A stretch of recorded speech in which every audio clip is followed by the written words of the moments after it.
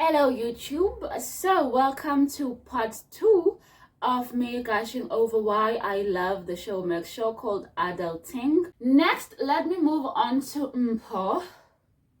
He's my least favorite, and I kind of feel like it's just the woman in me sympathizing with his wife. So yes, Mpho on season 1 is married, but he has a side chick. He has his favorite side chick by the name of Balesa. She understands. She's not trying to be anything more than just a side chick. She likes the fact that he's married and she's with him just for the good times.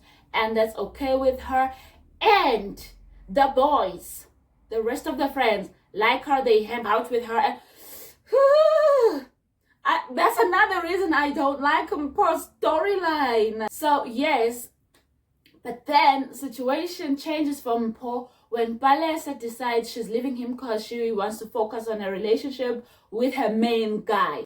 So she leaves him and then he's struggling, looking for the next Balesa, a new side chick, because he has it in his head that for his marriage to be happy, he needs a side chick because he finds that his wife is lacking in certain departments, such as giving him attention that he needs as a man and giving him the sexual attention that he needs. So anyways, he eventually finds a new side chick whom he thought was understanding, but it turned out ma'am is crazy. She is crazy bonkers. Okay, initially she acted like perfect. Yeah, she gets it. Yeah. Ooh. She was stalking him. As a result, the wife ended up finding out that Mpho is cheating, and of course she was hurt, she was disappointed, but she did not leave him. So when season 2 starts, they have gone through, or rather they are working on their marriage. They are attending marriage counseling, and it seems like the wife, her name is Zitulele. It seems like Zitulele has even written a book. Girl, you are a fast writer. In less than a year, she has written a book and it is published, and she is doing Instagram story lives promoting this book and has some book clubs. She is fast. So anyways, Zitulele is completely dedicated to saving her marriage. Initially, it looked like Mpho was dedicated to it as well, even though he complained about it to no end, and he was still hanging out with the boys who were boinking anything that moves, until ex-girlfriend, the perfect side chick, she's like, "Young Mpho, we got a baby girl, a whole daughter." Mpho did not know what to do with himself. At first, he was in denial, like, there's no way, how do you know it's my child? And it's not that man's child that you left me for. And, but of course, I think there was just shock. So fine, after some time, he accepts that he has a daughter. And of course, he's going to be a present father. Because one thing these guys preach is none of us are going to be a deadbeat dad. Okay? So now that Mpho has 2 families, he has to support side chick and daughter, he has to support wife and kids, he gets a side hustle. And initially with the side chick, they were not back together. He was just showing up there to be present in his child's life as his daughter is growing up. And guys, South African men, when you are present in your child's life, you're not doing anybody a favor. It's also good for you. Like, come on now, learn something from Mpho. They're gonna learn the wrong thing, I just know it. So anyways, when it started, things were platonic between Mpho and Balesa, but honey, old feelings came back. In no time, she was back to being his side chick. He was going there and spending more time there, because now it's not just the daughter. He's also gotta have some friction activities with the daughter's mother. Child, it was getting too much for him, and he got this idea from Bonga, but Bonga didn't say he must take it from Bonga, to move Balesa into his not his house, to the same complex he lives in. The bloody idiot does. He rents her an apartment. Remember, he has a second job now. Money is not a problem. He can easily finance 2 households. The lies he was telling his wife, the wife who believes that because of therapy, whatever this man is telling me is true. He was even using the therapy to manipulate his wife. I hate you, Mpho. I hate you real bad. But then Bob hit the fan when the wife found out about the child. She found some receipts. She's like, who's the baby? So Mpho had to confess that, listen, my ex-side chick, we had a baby. But he told a half-truth. He did not say that, oh, we're back together now. I set up a house for them just up the road. He didn't, you know. He let her believe that he's seeing her just to spend time with his daughter. And the wife was like, fine, I can't let you, I can't be like, don't spend time with your daughter. So fine, I will regulate when you speak to your side chick.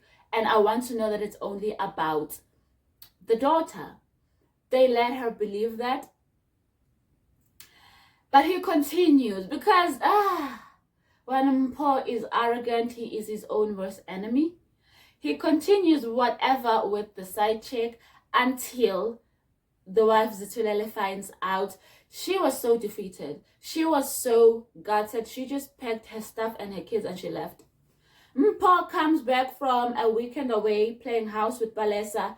The house is empty. The wife has left. Over the next couple of episodes, he's trying to apologize to his wife. He's trying to get his wife back. Miss Thang files for divorce. Yes, Zitulele, leave him. Girl, you have given it your all. There is nothing you have not tried. You have given him a second chance. At that chance, you've done therapy. You've written a book about the trauma he's put you through. And the man still does you dirty. Leave. What else is left?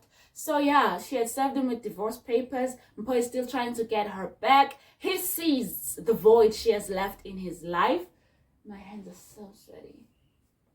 He sees the void that she has left in his life, to the point that he even asked his friends to go and apologize on his behalf and to beg her to come back. I love that scene. She's like, y'all have been playing me for a fool. You all knew that this man is cheating on me, got a side chick, got a baby. Y'all knew everything, and you come here on my face, you're like, makoti, makoti, makoti. And for me, this is the biggest takeaway from Mpho's storyline. Well, the first one is that a cheater is always going to cheat. Okay? He cheats, you forgive him once, he's going to cheat again, because what? What you going to do? You're going to forgive him again. But the next one is, you are the last one to find out. His friends, they all know. And his friends cover for him. Child, I ached when I saw them cover for Mpho. Y'all did Zitulele dirty, and I don't sympathize over what she said to her. She gave them a piece of her mind, and she was in her right to do so. I really hope she does not take him back. So that is Mpho's storyline. And now we move on to the last guy, Tsiki, aka Eric. There's just this appeal with Eric, you know. He's like, he's a bad boy. Oh, wait, hold on. Let me not say it like that. He is a bad boy. Okay. Oh, Jesus Christ. He's bad. He got so much baggage. But why is that sexy though? Even I need therapy. Okay. So on season 1, Eric was the bad boy that he is. He had an explosive temper. Clearly, the man had anger issues, you know. He was so quick to pull out a gun and just shoot. Well, sometimes in the air, but it's just not a good look on anyone at all. As I said, he is a single father. And his baby mama, her name is Natasha, she had moved on. And he was struggling to accept the fact that Natasha has left him and has moved on with this other guy. Eric was not over Natasha. He still wanted Natasha back, and he was ready to let anybody know, you know. But she just couldn't come back to him. He was trying to get her back. But unfortunately, when it looked like they were going to get back together, she died in a hijacking. Not by him, by somebody else. And after her passing, Natasha's mother took their daughter Numisa away. She left the township and she went to the Eastern Cape, the rural areas, and stayed with the child there. Tsiki continued his life of crime and whatnot. Eventually, he got arrested. When season 1 ends, Tsiki has been arrested. Season 2 begins. Tsiki is out of prison, and he has one singular goal. He wants his daughter back. He wants to turn his life around. He wants to show everybody that, you know what, he can live his life on the straight and narrow and be a good father to his daughter Uncumisa. So he goes to the Eastern Cape a couple of times to talk to the elders there, Natasha's grandparents and whatnot, to let them have his daughter back. And a few times they were like, no, we don't believe that you've changed enough for us to let, you have your daughter. So that was his struggle. Initially, that was his sole focus. And then things changed. When Tsiki found a new love interest. Okay, moving forward, I want to call him Eric, man. Tsiki, I feel weird saying the name Tsiki. Eric found a new love interest. Rambunctious. Why did that word come into my mind? I don't even know what it means, but I'll use it. A rambunctious, loud, larger than life lady by the name of Deminki. Okay, she knows what she wants and she goes for it. And what she wants is Eric. Therefore, she went for him, she got him, and she's keeping him. Initially, their relationship was cute-ish, They seemed to be complimenting each other. He's very township. It's part of his personality. She's very township. It's part of her personality. So in that regard, they were matching each other's energy. But there were signs that this is not going to last, Grandma did not like Deminki. She did not think that Deminki was a good fit for Eric. She absolutely did not. And on top of that, Deminki and Eric were very sexual in a township house. What is that? 4-bedroom house? Whatever happens in this room, the person in the next room can hear it. Which means all their sexual escapades, grandma could hear. Aye. And even when grandma hinted at it that she can hear them, they still continued. And for that reason, it seemed like Deminki had just moved in. She was just acting like a wretched housewife over here. Y'all just met, So the signs were there that this is not going to end well. And indeed, things quickly got out of control.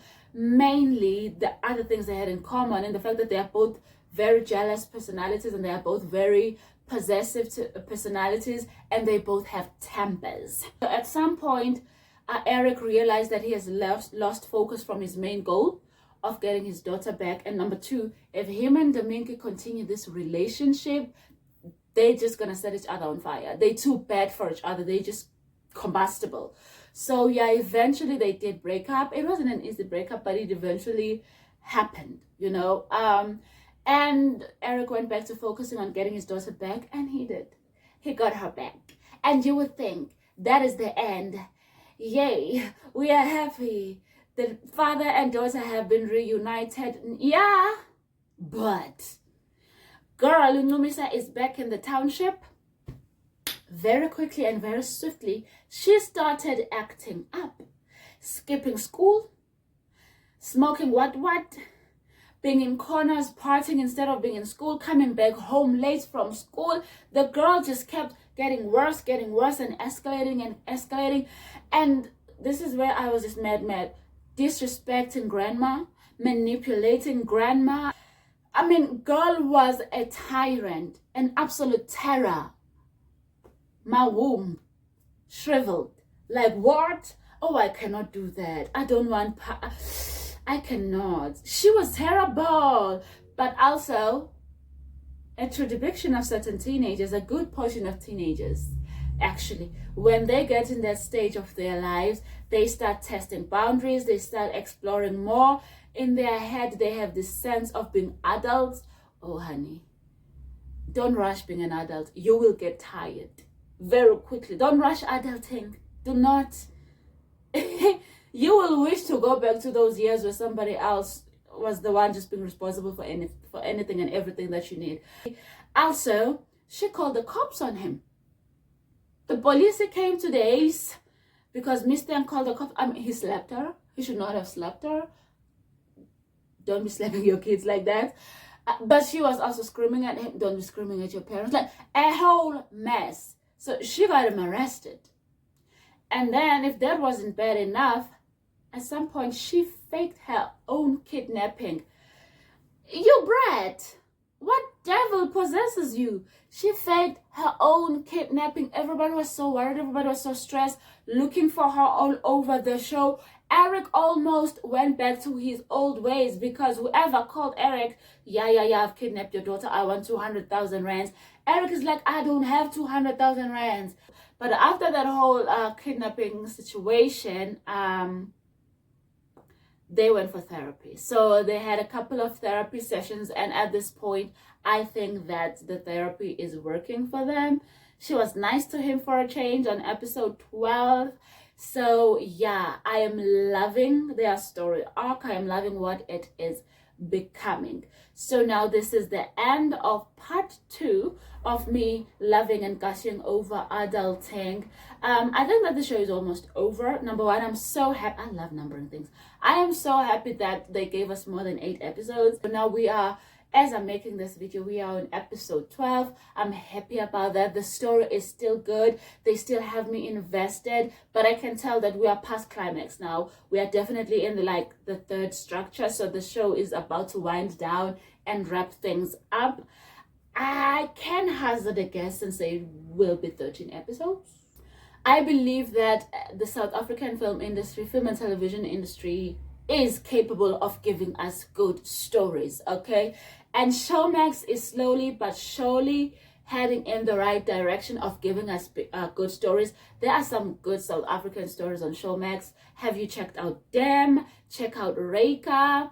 Right now there is Red Ink. I know I will be making a video about that as well, just to name a few shows that are good, and they are South African. South African production studios are capable of giving us good shows, and I want them to do that. Okay? Tell us a good story. Pay attention to your story structure, to your pacing, to your character arcs, to your character development, dialogue. Okay, and all these things I've just mentioned are things that are good in adulting. We are absolutely capable of this. Thank you, Chatsa Pictures. Come on now. Thank you so much. I love a good story when a story is good.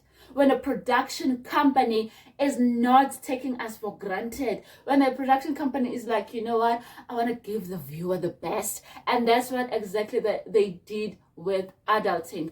Beautiful show, beautiful story, beautiful characters. I'm talking about the characters, perfect casting. I mean, getting into the show, I think I only knew 2 of the 4 lead guys. I knew 2 of them. I didn't know Vuyani and Mpho. I knew the other 2. But there's such good chemistry with the 4 of them. I believe that they are friends in real life, and I believe that they have been friends since university days. That's how good the chemistry is between these fellas, which once again attests to good casting.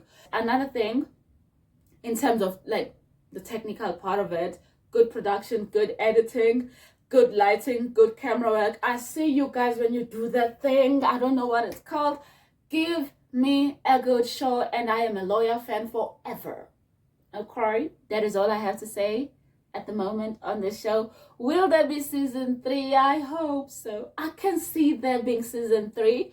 Okay, I can see a storyline where Ubonga and Kanyezi are maneuvering a life, being married couples and just struggling to fit because both of them are such strong alpha characters. I can see a life where Mpho is miserable now that he's wifeless and mistressless. I can see a life where maybe Vuyani gets his happy ending with Beth. You know, I can see there being a season 3. Please, Chatsa, give me season 3.